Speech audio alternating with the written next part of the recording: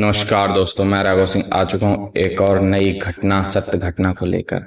और आज की घटना इतनी खतरनाक और इतनी भयावह होने वाली है कि आप लोगों को सुनकर आप लोग डर के मारे आपकी रीढ़ की हड्डी तक कांप सकती है। इसलिए गौर से सुनिए मेरी स्टोरी। आज की स्टोरी दरअसल यही कोई सन 2015 के एबव की है। सन 2015 के समय पे एक बच्चा था जो जिसने 10th पास किया था। वो 11th में गया था। अब वो 11th में जब गया तो जो है शिवम नाम था उसका। शिवम जो है 11th में गया तो उसके गांव में कोई स्कूल नहीं था 11 से 12 तक के लिए। तो वो गांव के बाहर, उसकी मजबूरी थी, वो गांव के बाहर पढ़ने जाना पड़ता था उसको। तो उसके पापा ने उसका एडमिशन गांव के बाहर वाले स्कूल में करा दिया। अब जब वो गांव के बाहर वाले स्कूल में जाता था तो बीच में एक बहुत ही घना जंगल पड़ता था, और जंगल के साथ साथ में रास्ते में एक कब्रिस्तान भी पड़ता था। तो बच्चा बच्चा ही है, वो 11th में है। तो जो है वो जाता था रोज अपना स्कूल अकेले, और अकेले आता था। कोई दिक्कत नहीं थी, आराम से 11th कट गया उसका।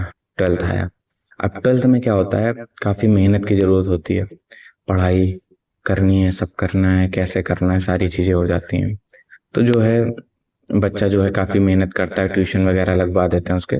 ट्यूशन का क्या था, ट्यूशन उसके स्कूल में ही था, तो इस वजह से उसको ट्यूशन पढ़ के ही आना पड़ता था वहां से।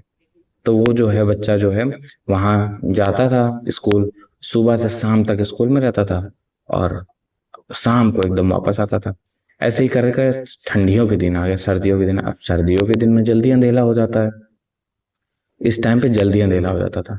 एक दिन क्या हुआ कि इसको वापस लौटने में थोड़ा टाइम हो गया, पानी आनी बॉटल वॉटल, इसको वॉशरूम वॉशरूम लेना पड़ा। इस चक्कर में थोड़ा सा टाइम हो गया। तो ये आ ही रहा था, रास्ते में क्या होता है कि इसकी चैन उतर जाती है, साइकिल की चैन उतर जाती है। तो ये चैन चढ़ाने के चक्कर में इसकी चैन चढ़ नहीं रही थी। चढ़ाने के चक्कर में ये क्या होता है, ये पैदल आने लगता है वहां से। क्या करे, 4-5 किलोमीटर था दूर इसका स्कूल से इसका घर। तो ये वहां से पैदल आने लगता है। रास्ते में पड़ता है वही जंगल। अब जब रास्ते में पड़ता है वही जंगल तो ये आ रहा होता है। शाम अंधेला हो चुकता है, ठंडियों के दिनों में, ठंडियों के दिनों में कुछ दिखाई नहीं पड़ता आगे। तो ये वहां से आ रहा था। अब जब ये लड़का वहां से आ रहा था शिवम, तो चलते चलते चलते चलते इसको पीछे से किसी की आवाज आई, शिवम। तो ये पीछे मुड़ के देखता है, फिर आगे चल देता है। दोबारा से फिर आवाज आती है, शिवम। तो फिर पीछे मुड़ के देखता है, फिर आगे चल देता है। डर तो जाता ही है, बच्चा है अंदर से, पर फिर भी चुपचाप चलता रहता है, चलता रहता है। तब तक साइड में एक उसी की एज की बच्ची खड़ी होती है साइड में, और वो रो रही होती है, और शिवम से कहती है, शिवम मुझे पुड़िया दो ना, शिवम मुझे गुटखा दो ना, शिवम मुझे गुटखा दो ना। वो गुटखा मांग रही होती है। तो ये शिवम ऐसे देखता है और सीधा चलाता है, उससे कुछ नहीं बोलता है। लड़की से इतना ज्यादा वो डरा होता है कि इतनी रात को यहाँ पे अकेली लड़की कैसे हो ही नहीं सकती है। वो चलाता है, घर पे आज जैसे तैसे पहुंचता है। वो घर पे जैसे ही आता है, साइकिल फेंकता है, साइकिल फेंक के उसको इतनी तेज बुखार आ जाता है कि वो चक्कर खा के वहीं गिर जाता है। अब जब चक्कर खा के गिर जाता है तो उसकी मम्मी देखती है, मम्मी कहती क्या हो गया, क्या हुआ। मम्मी दौड़ के आती हैं, उठाती हैं उसको, देखती हैं तो शिवम की हालत बहुत खराब, बहुत तेज फीवर। डॉक्टर डॉक्टर बुलाया जाता है, डॉक्टर डॉक्टर आता है, कोई बात नहीं। डॉक्टर आता है, डॉक्टर देखता है तो उसको फीवर होता है, कहते हैं पट्टी अट्टी रखो। ट्रीटमेंट स्टार्ट होता है शिवम का। 2-4 दिन हो जाते हैं, शिवम का फीवर नहीं कम हो रहा था। तो उसके पापा बोलते हैं, ये होश में भी नहीं आता है।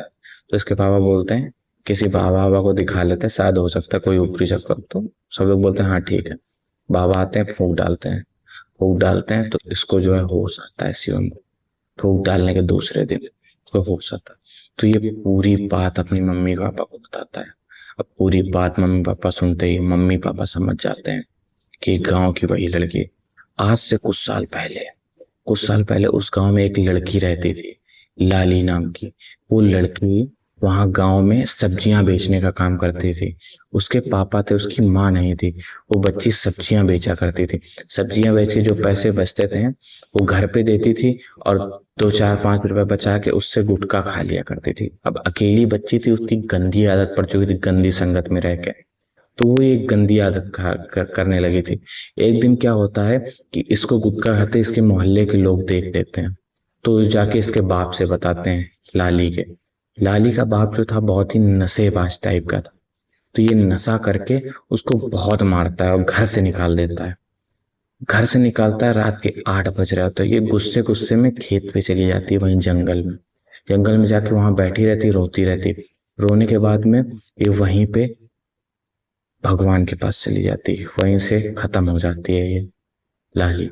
उस दिन से उसी पेड़ के आसपास रात में काफी लोगों ने उसको घूमते हुए देखा। और वो जो भी लोगों से मिलती थी, वो सबसे कहती थी मुझे गुटखा खिलाओ, मुझे गुटखा खिलाओ, गुटखा, सबसे गुटखा मांगती थी। मोस्टली लोगों को पता था, पर उस बच्चे को नहीं पता था, शिवम को नहीं पता था कि ऐसा कुछ है। तो शिवम बहुत ज्यादा बीमार, फूक वूक डाला गया, प्रॉपर सब कुछ हुआ। शिवम फिर भी नॉर्मल हो जाता था, जितनी देर होता था, फिर उसकी हालत वैसी हो जाती थी। ऐसे कर करके काफी दिन बीत गए। फिर ये लोग गए, इनके पापा इसको मेहंदीपुर बालाजी ले गए शिवम को। जब मेहंदीपुर बालाजी ले गए तो वहां पे बाबा जी ने बताया कि जो है अपने घर पे पूरा गड़ंत करवाओ। गड़ंत का मतलब होता है जो कीले कीले होती हैं, पूजा पाठ के थ्रू पूजा पाठ होता है, घर में हवन होता है, सब कुछ होता है।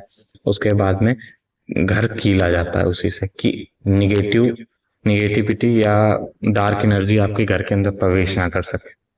तो पूजा पाठ हुई 7 दिन तक उनके घर पे। पूजा पाठ होने के बाद घर कीला गया। घर कीलने के बाद में अभी फिलहाल शिवम की हालत काफी बेटर है, काफी सही है पहले से। हैं? पर आज भी शिवम उस रास्ते से कभी नहीं जाता है। दूर पड़ता है उसका स्कूल, उसके पापा खुद छोड़ने जाते हैं शिवम को गाड़ी से, पर शिवम को अकेले नहीं जाने दिया जाता। क्यों नहीं जाने दिया जाता? क्योंकि एक बार इतना बड़ा हादसा से शिवम गुजर चुका है। वो हादसा आज तक शिवम नहीं बोला, आज तक शिवम के जहन पे। ये कहानी मैंने अपनी आंखों से देखी हुई है। शिवम मेरा ही मित्र है और मैंने अपनी आंखों से ये स्टोरी देखी हुई है। इसलिए मैं जानता हूँ कि कहीं भी कभी भी कोई चीज होती है, वो हमेशा झूठी नहीं होती पूरी तरीके से। कुछ चीजों में सच्चाई भी होती है। इसलिए कहते हैं सुरक्षित रहें, सेफ रहें, अपना ध्यान रखें। जय श्री राम।